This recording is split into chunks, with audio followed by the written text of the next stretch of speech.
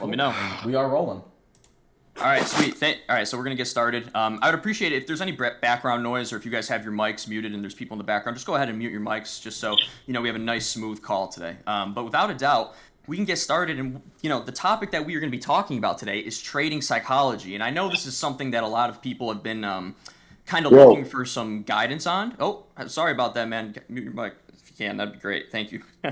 But yeah, so starting off, trading psychology is a topic we could, in fact, take multiple days to cover, right? You could quite literally write books on the idea and ideology that goes into trading psychology, right? So we're not going to be able to get to everything. But, hopefully through this slides, you'll have a much better idea of kind of how to operate and understand your emotions while trading these markets, right? So that's what we hope to do today, and we can get started. Starting off, though, we're going to do a little bit of a pop quiz, and I just want you to ask yourself these questions. You don't have to answer them to me. I just want you to read them, think a moment for yourself, and then we're going to come back to it later, and I want you to ask yourself these questions again. And if you want, we can just read through them real quickly. So question number 1.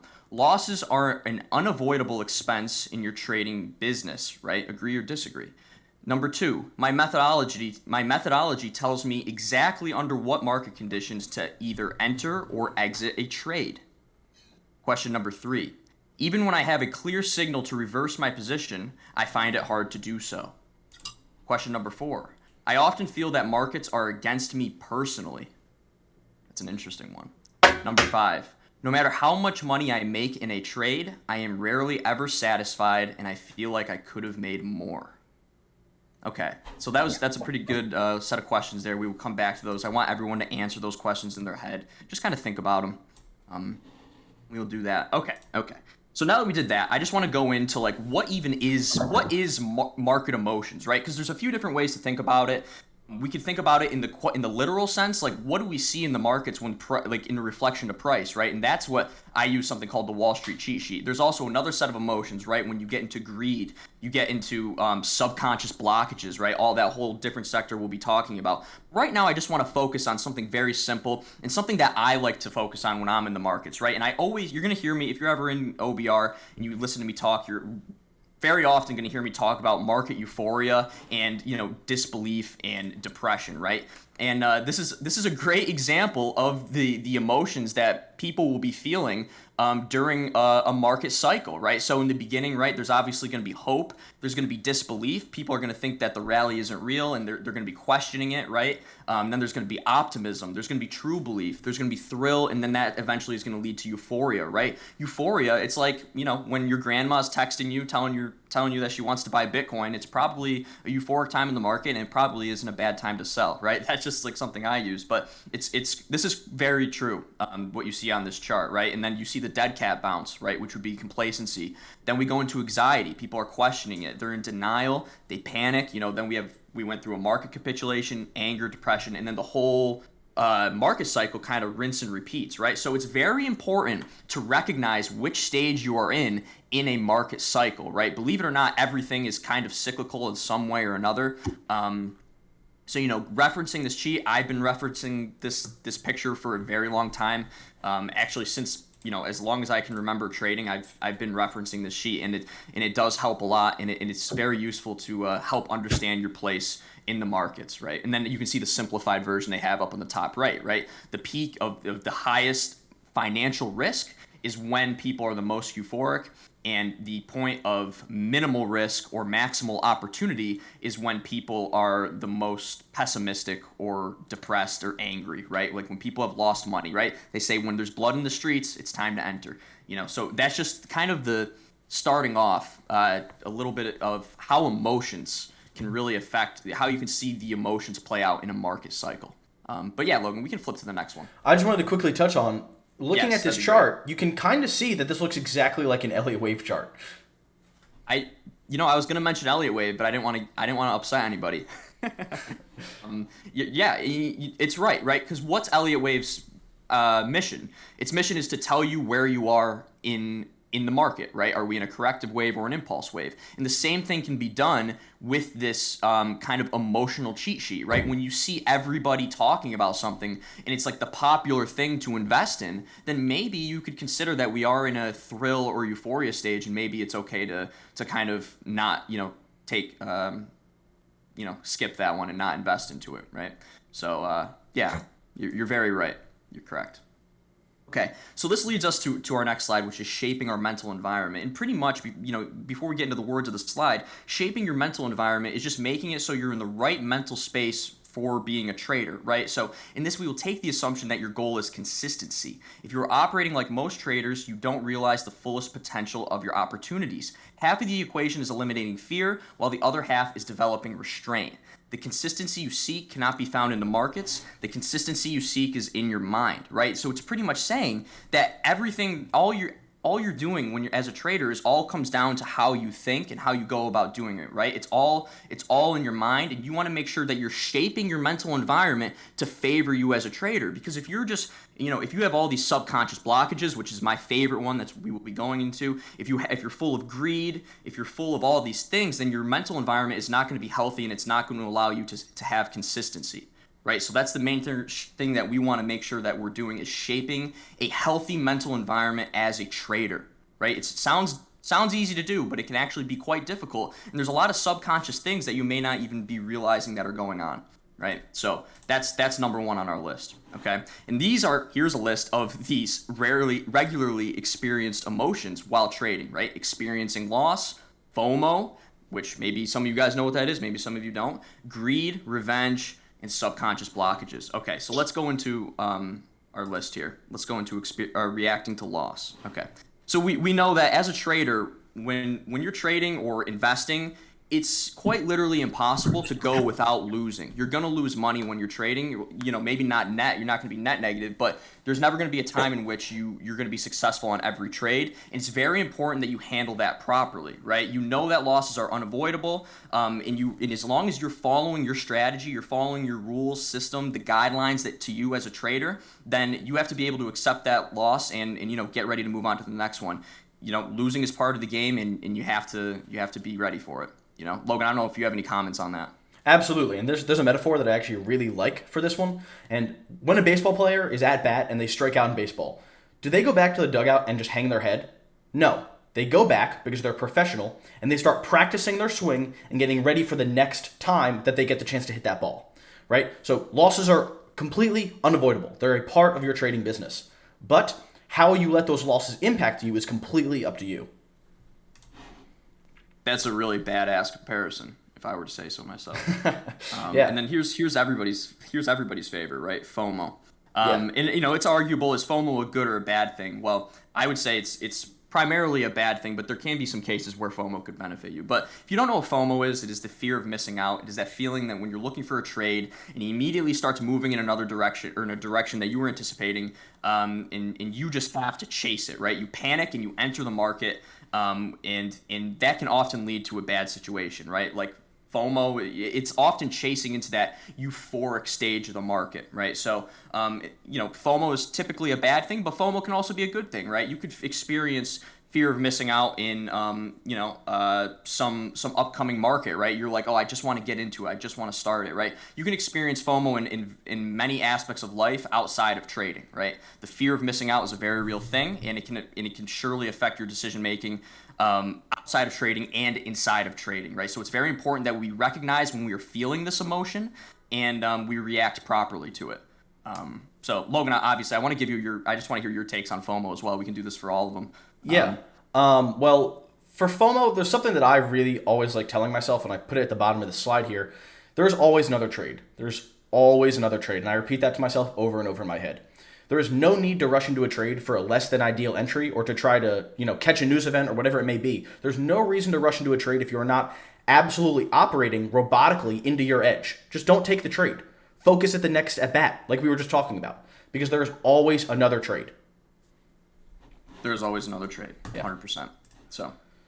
So we're going to go into revenge trading and cocky trading.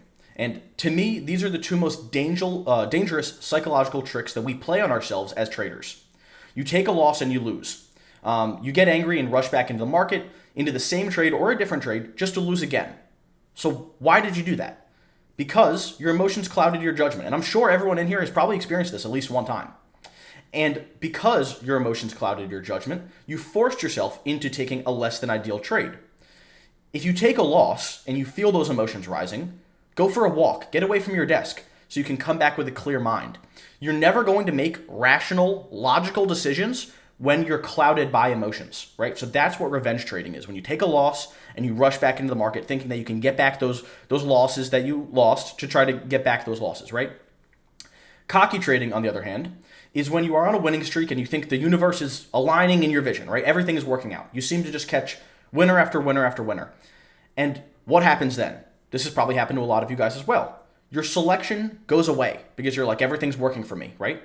So you get complacent because you're winning everything.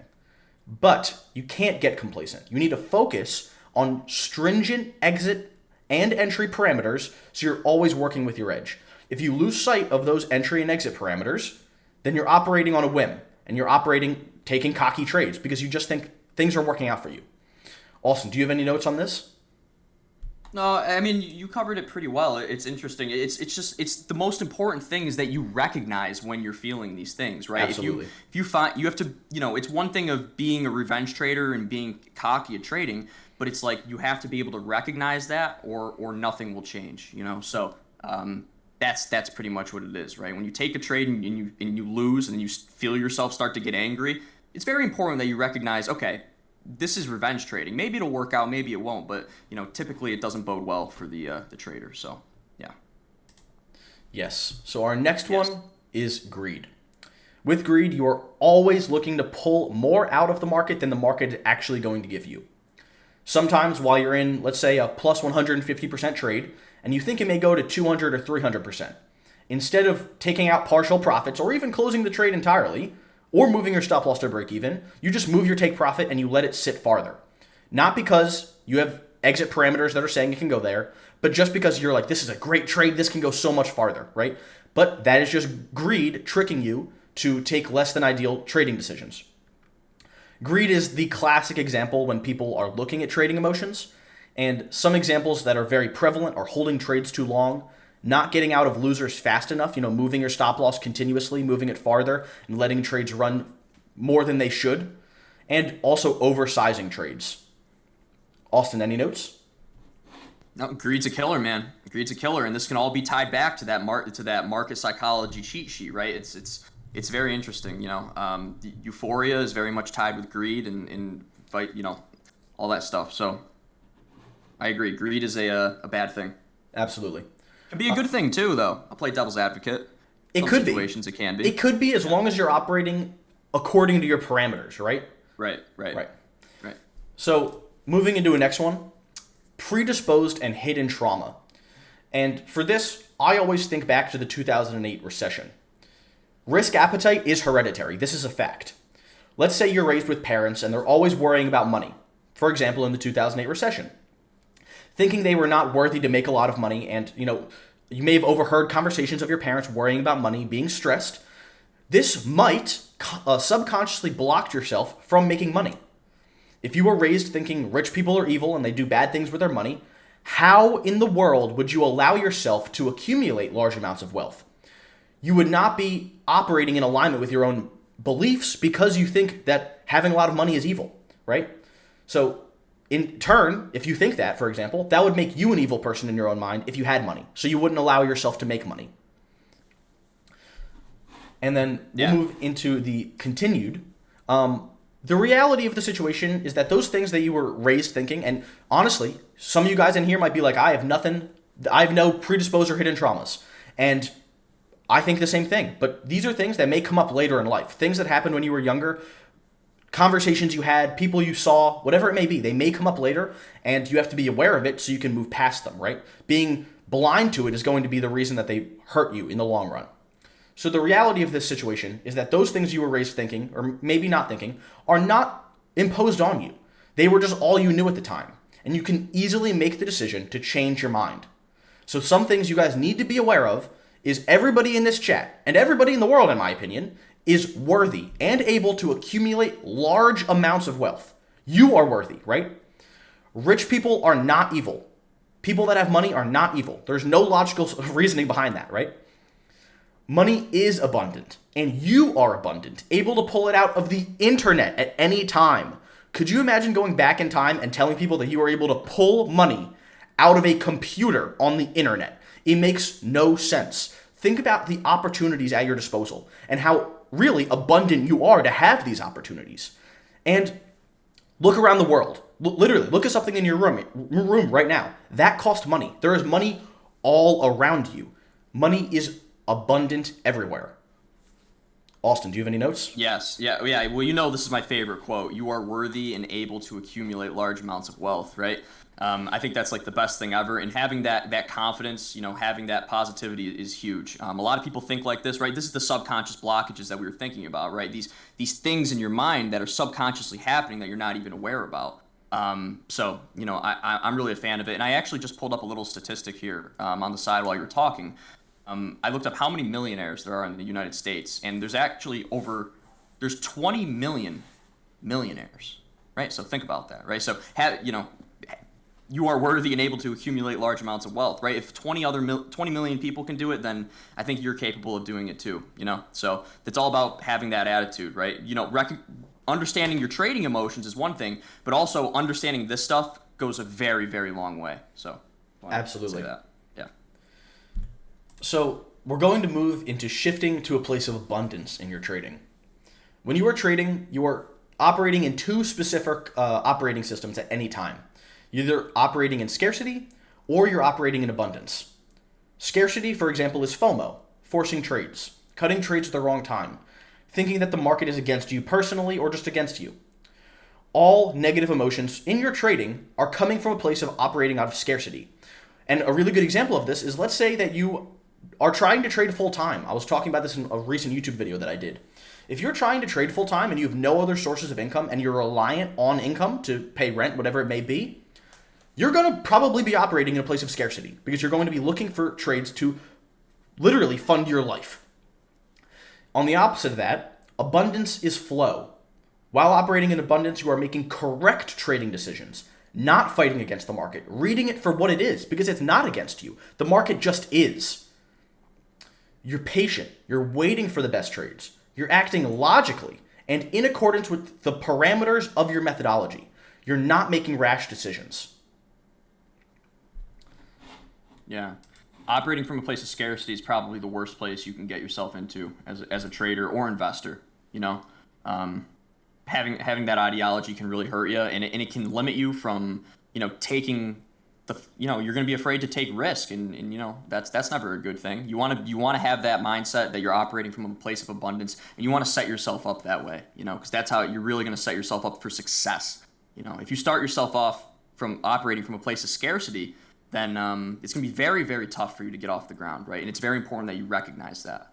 So, operating in a place of scarcity is just negative trading emotions getting a hold of your thought process. In reality, we are operating in abundance, right? Because there is always another trade. There is more money to be made in the markets. There's always more time. Really, we are operating in abundance at all times. You just need to make that your mental framework. The market will continuously give opportunities. It will never stop doing that. Yep. So you may be like, okay, this is great. We're talking about a lot of different things. How do we implement this? The number one way to avoid negative emotions, subconscious blockages, whatever it may be, is to be aware of them. And you need to be aware of your emotions and your thought processes. If you read the book Think Fast and Thinking Slow, there's two ways that you can think, right? Think fast or you think slow. The slow mind is rational and is aware of all biases while monitoring for harmful emotions. The fast mind does not take time to think. It just acts.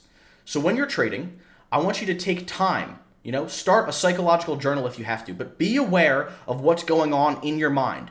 When you're taking trades, what are you thinking? When you're in a trade, what are you thinking? When you're cutting a trade, what are you thinking?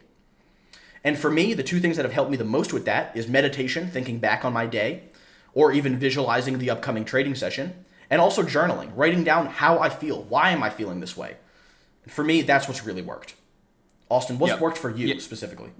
Journaling has been a huge one for me, right? I don't know if you knew this, Logan, or anybody else in here, but I have the yellow paper notebooks, right? I write down all my trades in there, and I do write down how I feel, roughly about when I go in real time, enter or exit trades. And looking back, right, you can really get an idea of what kind of situation you might be getting yourself into, and you start to recognize what kind of emotions you're feeling. Because before, if you don't acknowledge this stuff, then you don't even realize that you're feeling those emotions, right? So once you are able to identify and psychologically what's going on in your head when you make a trade, like what emotions you're feeling, it'll improve you tenfold. It really will. And there's only a few ways to do that, but journaling has been a big one for me, and I'm sure it's been a big one for Logan. But some way, right? Even if it's not journaling, it's very important just to try to keep track of yourself and keep track of your emotions, right?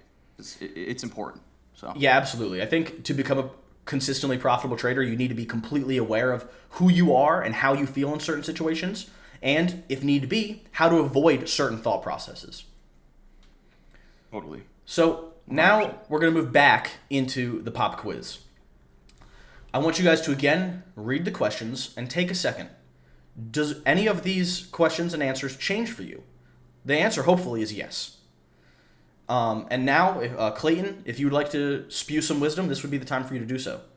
Or anybody else, if they have any opinions. All right. Can you guys hear me okay? We can hear you can. perfect. Hello, sir. How you doing? How you doing? All right. Well, this is something that I talk about with the live guys pretty much every single day. There was a major part in my trading career where I was solely focused on day trading and scalping and swing trading on short time frames. And I finally got to a point where I was profitable. And it took me almost 2 years to get profitable day trading and scalping and swing trading. And once I got profitable, I started to lean over swing trading because I realized that day trading and scalping, I just could not handle it emotionally. I'm not a very emotional individual outside of the stock market. I don't have any kind of imbalances. There's not a whole lot that bothers me at all. It will take a momentous ordeal to bother me or swing my emotions in any way. But the market was fully capable of doing that.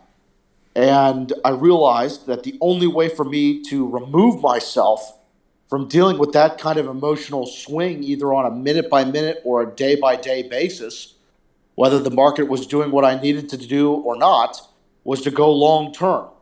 And once I realized that, once I sat down, and the only way I was able to realize that was doing what Austin and Logan have mentioned so many times, and that is sitting down and reflecting on the trades I take and reflecting on how I felt about them. And then journaling in the morning and saying, what am I excited about? What's coming out of my head? What am I putting on paper here? What's my mood? What's going on? And for the longest time, I was not somebody who ever addressed, so how are you feeling today? I was not one of those people. I was just somebody who would put my head down and work regardless. And I didn't care how I felt. And now I care very much about how I feel every single day, and I make sure that the environment I put myself in as a trader is as perfect as it can be, and it's as comfortable as it can be. Which is why I put on music before the market opens in the morning for everybody. Everybody gets loose. Everybody gets nasty. Everybody gets riled up, and I love it. But what changed my life truly was reflection and comprehensive reflection of my emotions, my trades, my entries, my exits, market conditions, how I was responding to market conditions. And then my ultimatum was I could continue day trading and figuring out how to make this work while managing the stress, or I could just go long term. So I started going long term with calls and really enjoyed it, and started to realize that I was way more stress free because I know I could swing the call, and it would take a drastic move for a call 4 months out for something bad to happen to it. That being said, calls were still not safe enough for me, and I was still relatively stressed out swinging them. So I got to do, and it took me a lot of reflecting and a lot of development and a lot of understanding of the way that I thought, me going to bed at night, whether I was able to clear my mind or not. So I think the biggest part that Logan and Austin have touched on multiple times is reflecting, and you have to be honest with yourself. Your transactions will hold you accountable. If you think you're capable of handling something and you're net red, for the past 3 months, doesn't matter how many banging trades you had. If you're net red for the past 3 months, then what you're doing is not working. Period. So you have to be honest with yourself, and you have to hold yourself accountable. And that's definitely the emotional side of trading. So I don't want to go ahead. No, I was just saying that's pretty amazing because in general, it seems like emotions have impacted you the most out of anything, like for your trading career, right? That's like what really recognizing your emotions and getting through that really just helped develop your character a lot. Well, I agree with you wholeheartedly. And the biggest part that you and Logan brought up, other than the reflection, was, guys, if you have a proper plan, a deployable plan with an entry and an exit strategy, and a way to deal with all circumstances within that strategy, breakouts, sharp falls, averaging in, legging out. If you have a comprehensive plan to any trade strategy, scalping, day trading, momentum trading, swing trading, using indicator, whatever it is, if it's comprehensive and it covers every single thing the market could throw at you, your emotions are irrelevant. Completely irrelevant, and can be completely removed. Completely removed. And that's what I'm constantly working on with my long-term strategy, is how to completely move. I'm literally trying to figure out how to remove myself from my own strategy. And that is when I will ultimately be the most successful, is when I can remove my own head from my strategy and just follow a textbook. Well, I think that's the hardest part, Clayton, is that you'll never be able to remove your emotions, right? So it's all about how you handle them, right? And that's what makes you successful from an emotional level, trading. Correct. Right. I also had a couple more notes. So I actually think trading is the best self-exploration process you can go through. So I think not taking the time to analyze yourself and realize your emotions and correct them if need is actually a disservice to yourself and your trading career. On that note, sorry, what were you going to say? I said damn straight, dude. Also, some things that have really helped me is, just like Clayton was saying, is knowing the statistics of your system. Like, how many losses can I actually incur before I realize that it's not my system and it's me? Because if I'm let's say I take a loss and I followed my rules to the T, and I know my system can at most provide 6 losing trades in a row. If I take that 7th trade, I need to reanalyze what is going on, right? So having a system that is well-defined, you know exactly where you're getting in, when you're exiting, your position sizing, everything, down to the dot, you need to know. But also knowing the statistics behind that system. What's your win rate? What can you expect from your trades? And then when you start getting irregular returns that is outside of those statistics, you have to reanalyze yourself, and like Clayton did, maybe switch how you're trading. Maybe if you're a short-term trader, go to a long-term trader.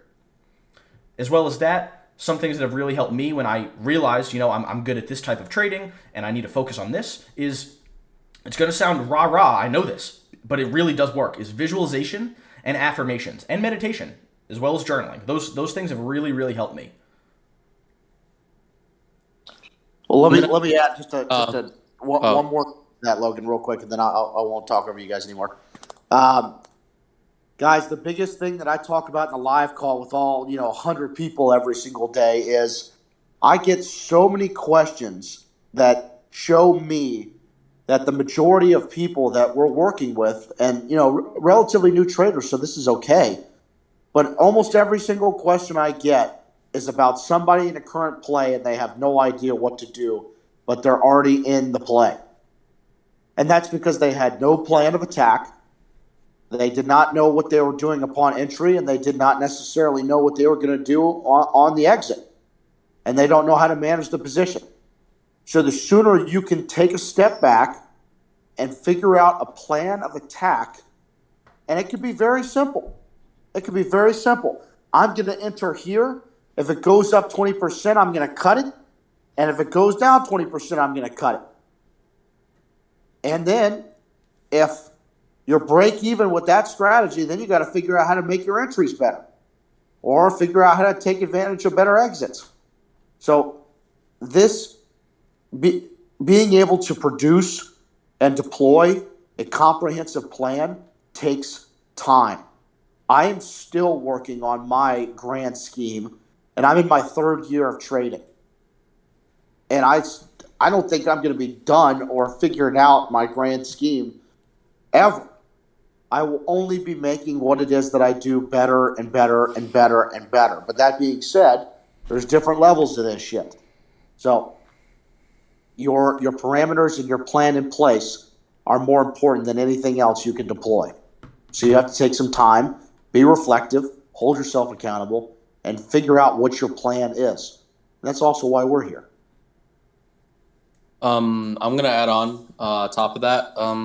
You got remember in every scenario in life, even people go through 5 stages of depression after a loss or something like that. We also have 7 stages that we go through psychologically when we get into trades. I talked about this in our exit strategy talk 2 weeks ago.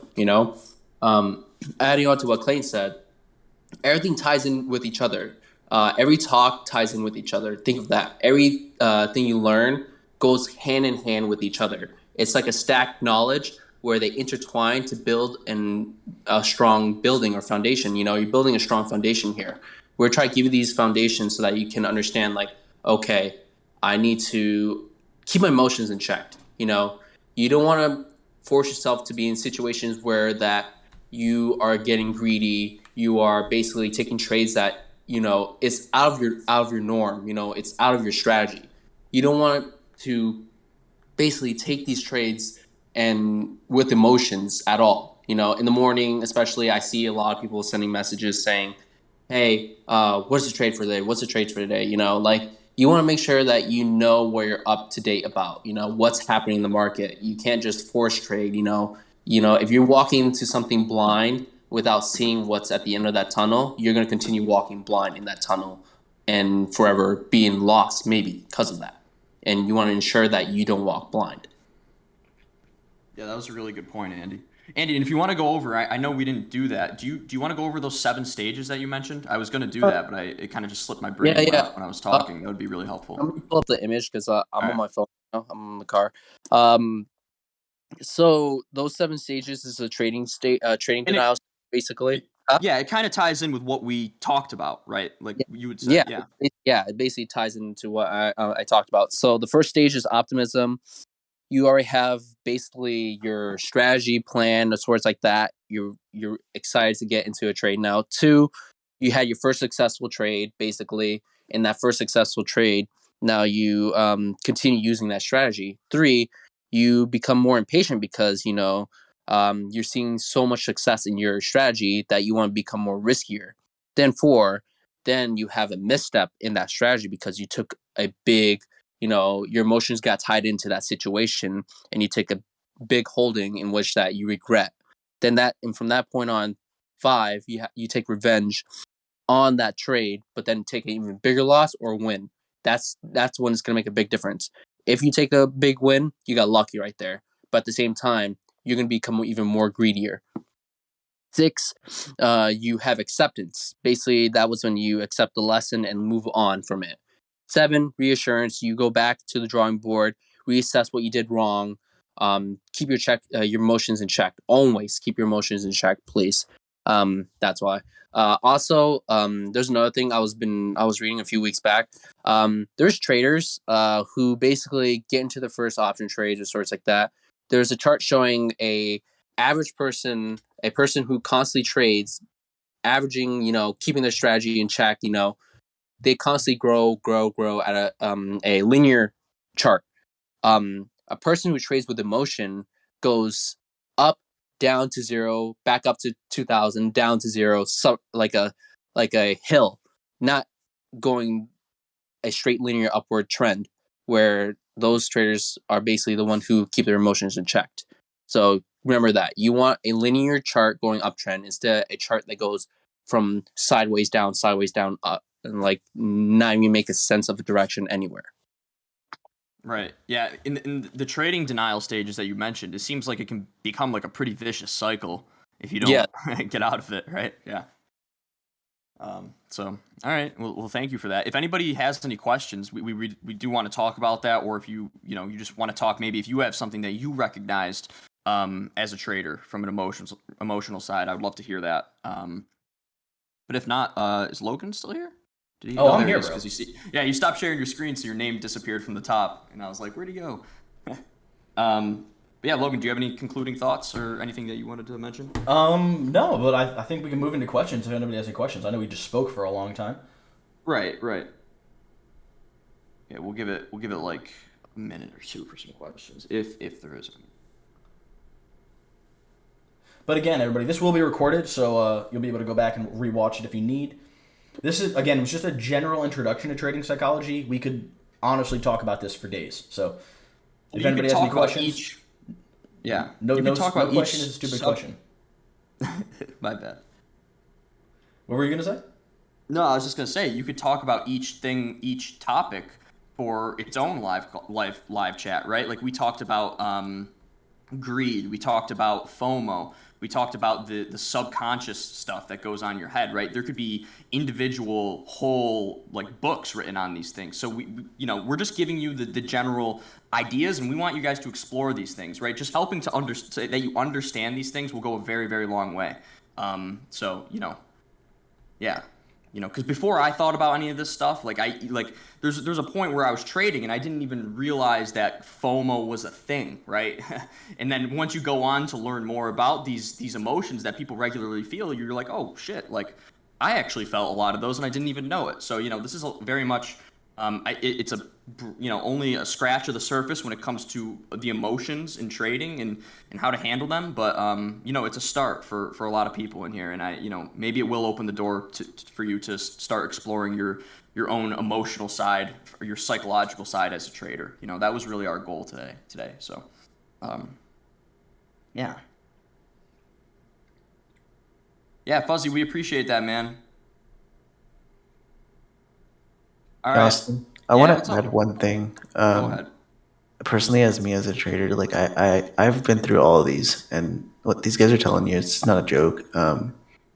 Really, I used to rush in and I went through everything, and this is really recent. So, I really believe that like when Clayton was saying about like sitting down and actually taking the time to really like just reassess what you did, I think it's really important, and definitely eliminating emotions is a big thing, but I mean, at the same time, it's recognizing it, right?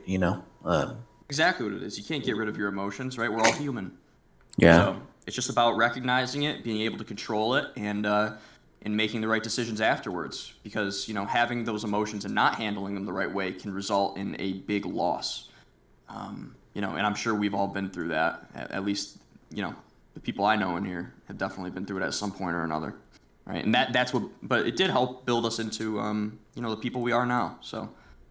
It's all about how you handle it, man. All about how you handle your losses and your psychological side, and that's what's really going to keep you in there for the long run. Austin, another thing real quick. Yep.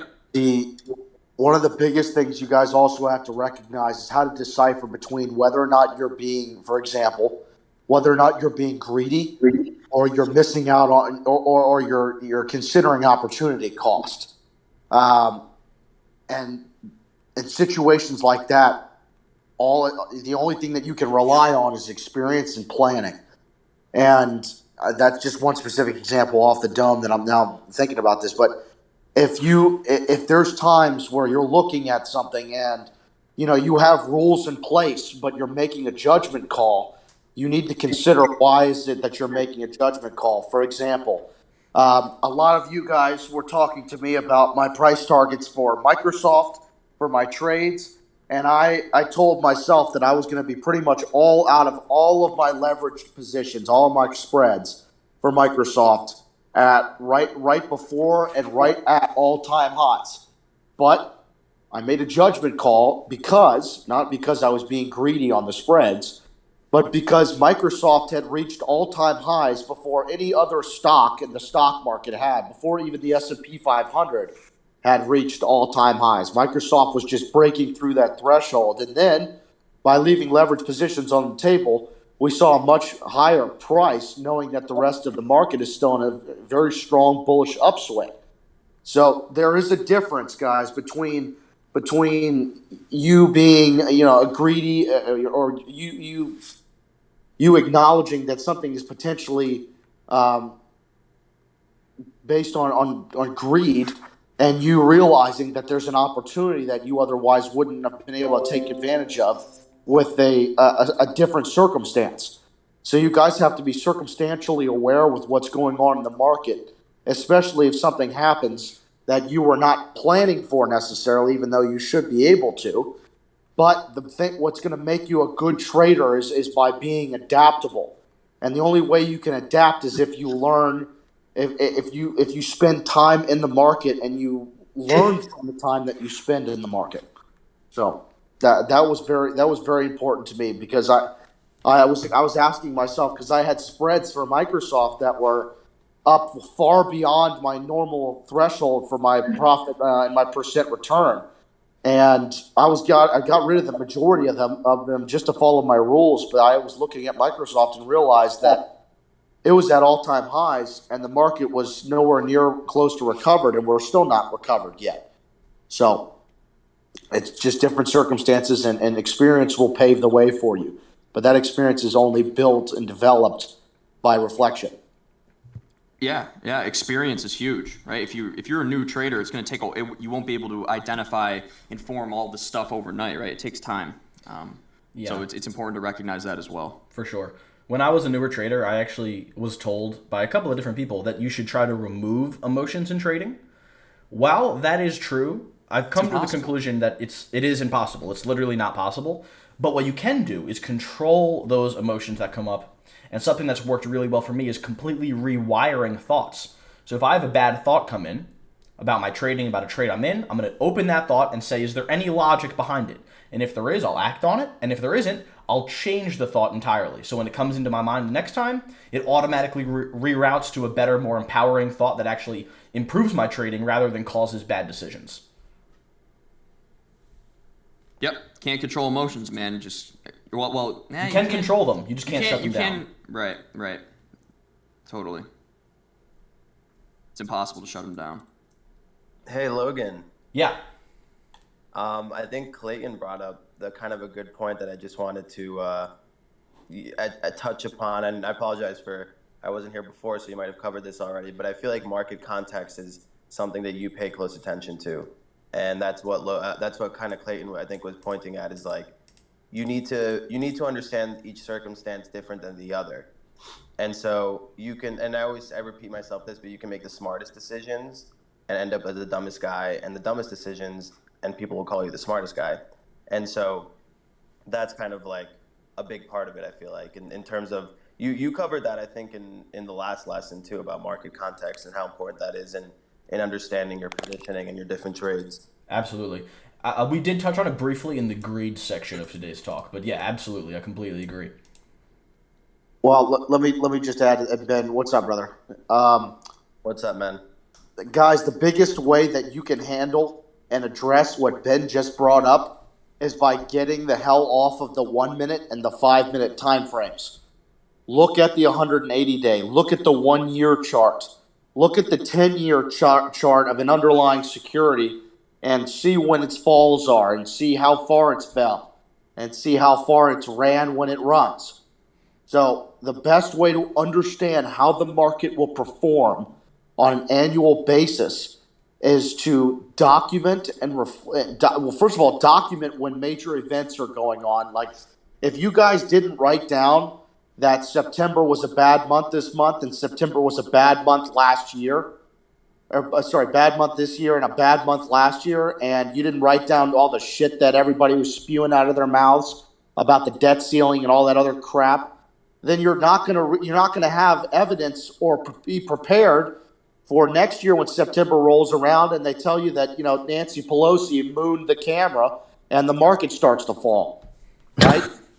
Like they're going to pull the shit out of the deepest, darkest fucking garbage cans, and they're going to make shit that they already know was supposed to be bad a hell of a lot worse. It's just like how the banks and the institutions handle earnings that Austin and I were just absolutely screaming about on Thursday and Friday.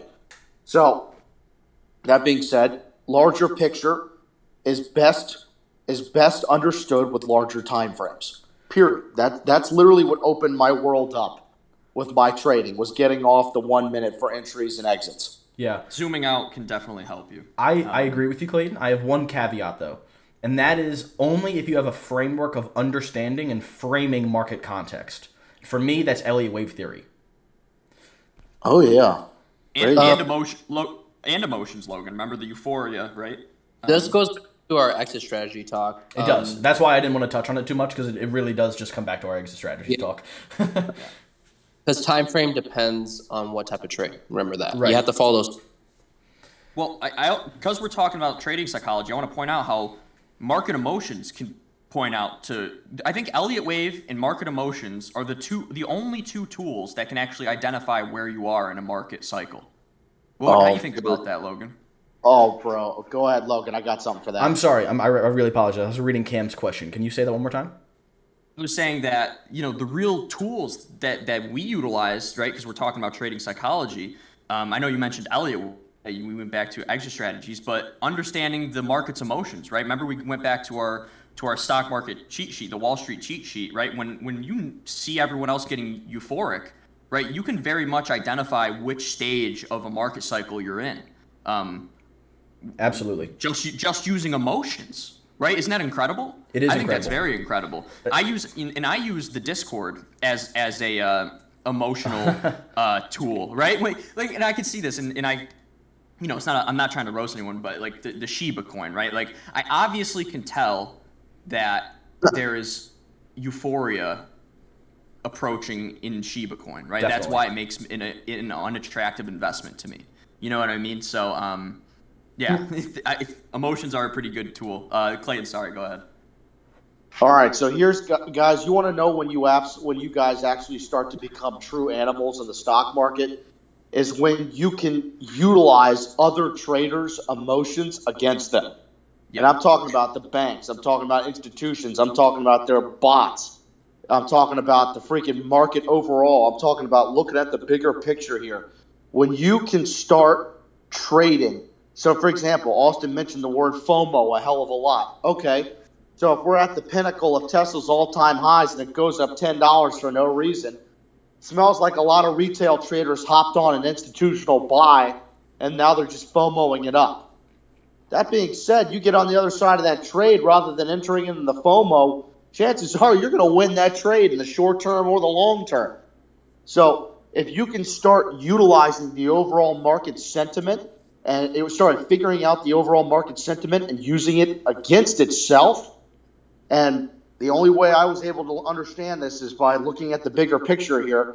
And one of the ways that I look at the bigger picture is every time Austin and I talk about stocks that are manipulated on earnings among, many other catalysts, this is what I want you guys to start understanding. The more you realize that the retail traders are at the most disadvantaged in the market, the better you will be able to understand how the market works and who the market makers are. And that's as big picture as it gets. The only way I was able to understand that is when I started trading on a higher time frame and longer term. Because longer term, the banks need the stock market, the banks and the institutions, they need the stock market to go up year over year. Well, Clayton, we're also considering other markets, right? Like foreign exchange and cryptocurrency, right? Right.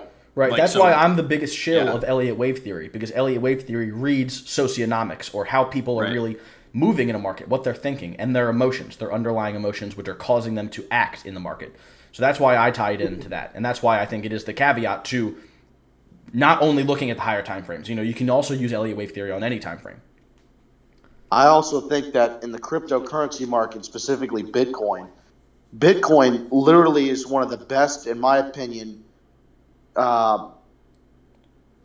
scales for emotion, whether it's greed, fear, etc. Like Bitcoin for me, when Bitcoin's hitting all-time highs, I know that everybody's getting absolutely fucking greedy. And when Bitcoin's falling and it's in a bear market, I know people are scared shitless. And Austin always says, and I will die by this sword. Austin always says, and the greatest equities and cryptocurrencies that we look at, or securities and cryptocurrencies that we look at, the best time to buy is when everyone is shitting themselves and wondering if that cryptocurrency or or security will ever recover. Right. Right. It's when the chart looks the ugliest. Like when you look at it and you're like, wow, this thing could really go deep. Then if you go look, yep.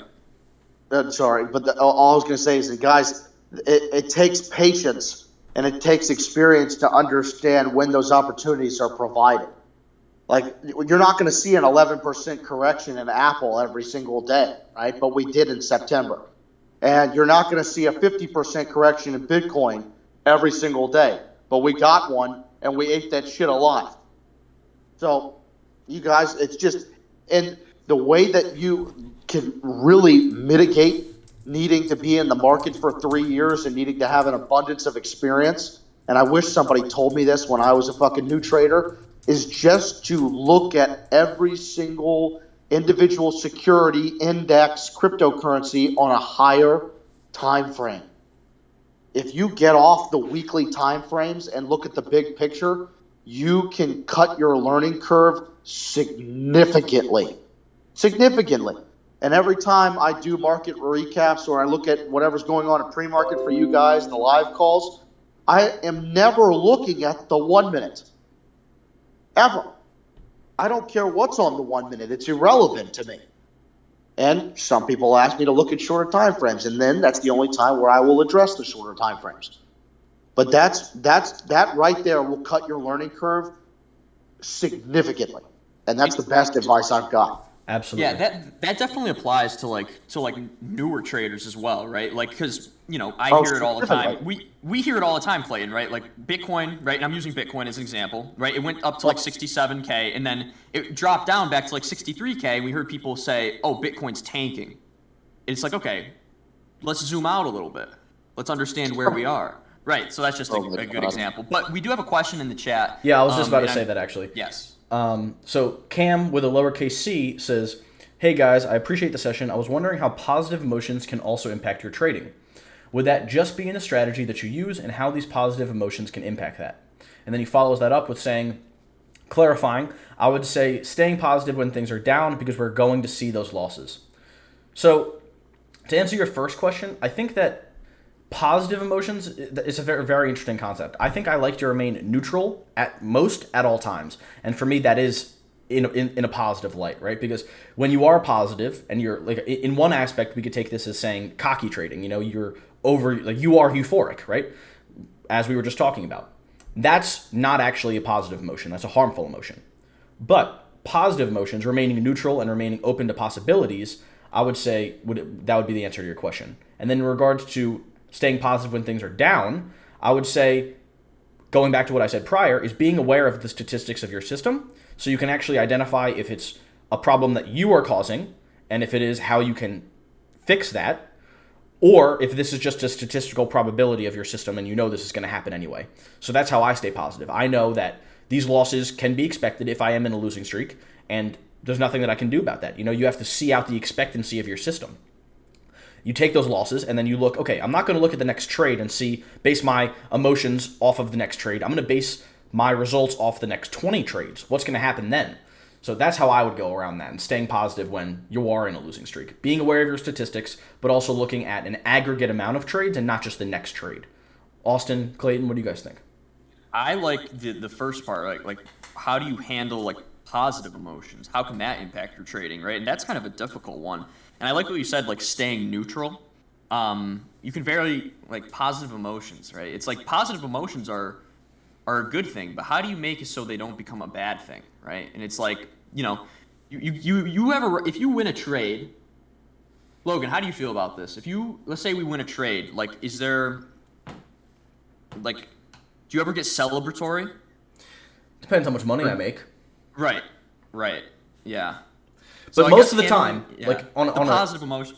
Sorry. Yeah, like most of the time when I win a trade, I'm completely emotionless, right? Because again, looking back at statistics, it's probable that I am winning most of my trades, so it shouldn't surprise you. So that's why I try to remain near neutral, and also avoids cocky trading, and it avoids the harmful emotions that may come from being too euphoric. Right. Yeah, I guess the positive, if you get too positive, that's just euphoria. And, if we go back to right what we showed on our slideshow, euphoria typically isn't the time to be buying. If you start to feel euphoric, or if you start to gauge the emotions of others and you see that they're euphoric, you can use that as a time to move. Like a high in the moment. Yeah, you can definitely get caught in the moment. You can get high off of that euphoria and be completely oblivious to what's going on. We will see that happen. Well, Yeah. also, I got something interesting for you. The only way that I can have. Oh, can you hear me? Yep. Oh, we can hear you now.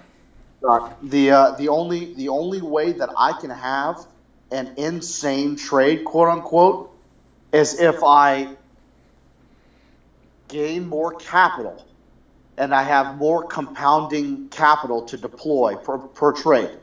The only way that I make more money on a trade is if my 30% that I look for on my trades gets larger. So with my model, there's almost no way for me to get greedy, and there's wiggle room for me to allow for additional opportunity. Like I said with Microsoft, I was almost, I still have a little bit of Microsoft left. I may have fourth of what I was holding. But the only way for my strategy for me to make more money than I'm making is to deploy more and to take profits and win more trades so that I have more capital to deploy within my strategy. So sometimes you have to do stuff like that, guys, to remove greed or remove fear in a trade. So, and that's one of my parameters, and that right there helps me tremendously with my. Yeah. Go ahead, Clayton. I'm sorry. No, and all that means, guys, is that I am not going to hit, I am not going to hit an $100,000 trade unless $100,000 is 30% of the available profit for the credit that I'm being provided. That's it. Yeah, so, it sounds like you definitely, like, pretty much the whole thing that makes you successful is just coming in with a plan, right? And it doesn't necessarily remove emotions, but it just helps you, like, you don't have to care about them as much, right? Because your plan is just, that's what it is, and you're sticking to your guns. So, that's definitely, that's probably one of the best ways to go about, not removing these emotions, but controlling them for sure. Just sticking to a plan, sticking to a strategy, right? And if you guys haven't, right, we went over exit strategies in our last video. You guys are more than welcome to go check that out. And even if you guys want to talk a little bit about that can definitely tie into emotions, right? As Andy said, every single one of these calls is interconnected. They're all tied in with each other, right? So emotions is just one piece to the puzzle. You know what I mean? Clayton, do you like my little chart that I sent you? Of the days, years, decades? Clayton just said BRB. But, oh, he did. Okay. Yes. Yeah. So does anybody else have any last-minute questions? Yeah, anybody else?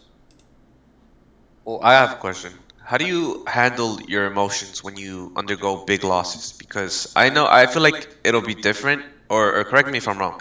Will it be different if let's say I'm making bigger plays, but then I'm also getting bigger losses? Like, how do you transition, or how was it like for you when you transitioned, basically? I feel like you just asked two very important questions. So can we clarify what you're trying to focus on?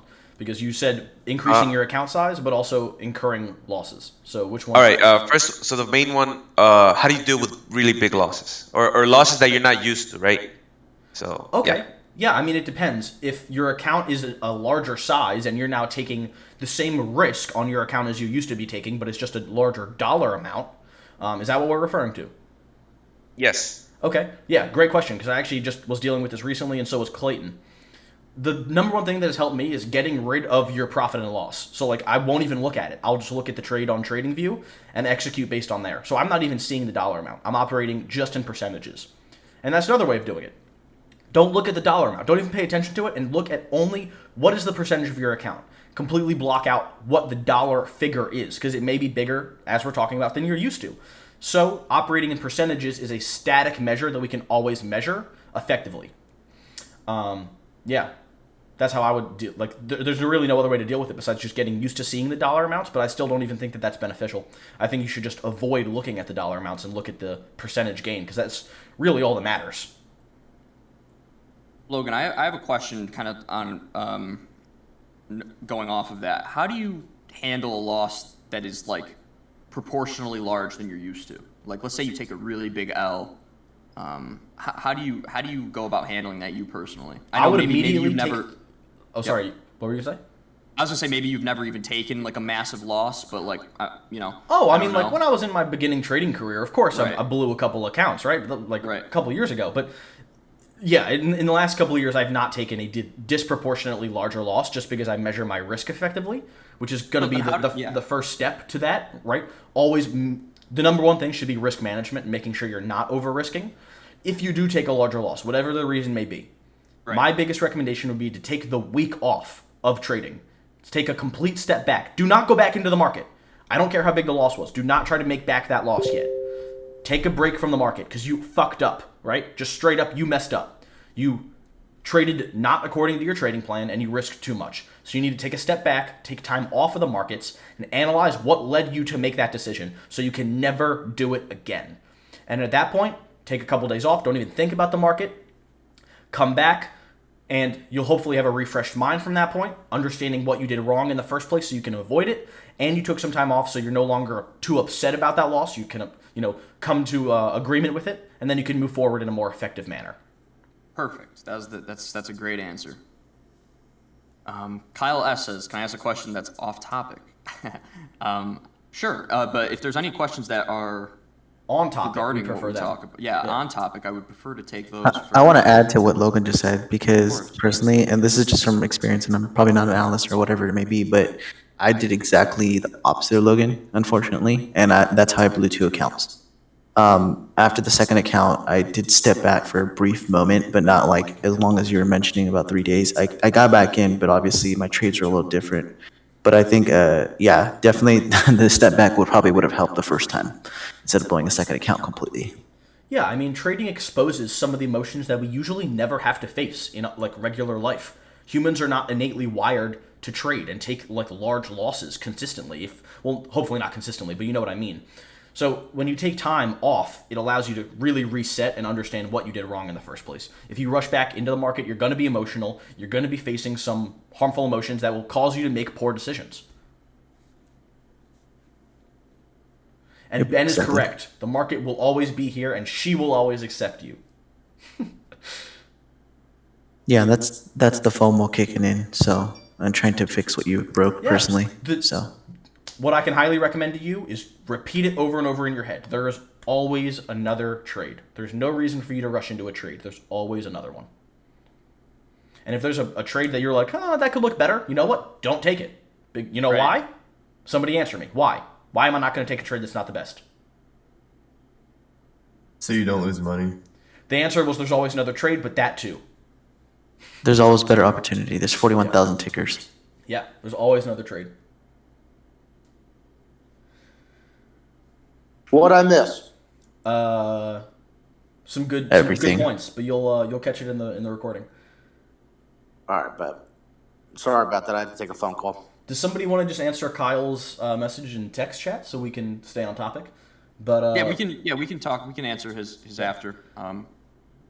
Cool. So we can wrap it up shortly. Austin, unless you have any final notes or any last minute questions. No, the last thing I'm going to conclude with here is my favorite quote from Logan Silver ever, and it is, let me find it. Where is it? "You are worthy and able to accumulate large amounts of wealth." Okay? Don't let anything tell you that you are not capable of that. Doesn't matter if you went to school, doesn't matter where you are in life. You could be a crackhead on the side of the road. It doesn't matter. If you put your mind to it, you are worthy and able to accumulate large amounts of wealth. And everybody here needs to understand that. Because when I heard Logan say that, it brought a tear to my eye, man. It is so true, right? So many people don't think they're capable of it. And if you just, if you work your ass off, develop a plan, right? Control your emotions, like we said, right? You can achieve it. You can do it. You absolutely can. Yeah. You can do it. Absolutely. Cool. That's all I had. Logan, do you have any last thoughts that you just want to end off with here? Nope. No? Not personally. All right, guys. Thank you for joining up. We will definitely get the topic out at some point for our next bi-weekly. Do we know the date? Can we get the date just to tell people? Yeah, the date of that will be the 7th of November. Of November. Yep, November 7th. So we will be here November 7th. The time is yet to be the time and topic is yet to be determined, but it will be November 7th, which is 2 weeks. 2 weeks from today. So yeah. Alrighty, guys. Thanks for Ben. stopping by. Yeah. Thank you thanks so much showing for up. coming on a Sunday morning. We appreciate you. Yeah. Have a good day. See you later.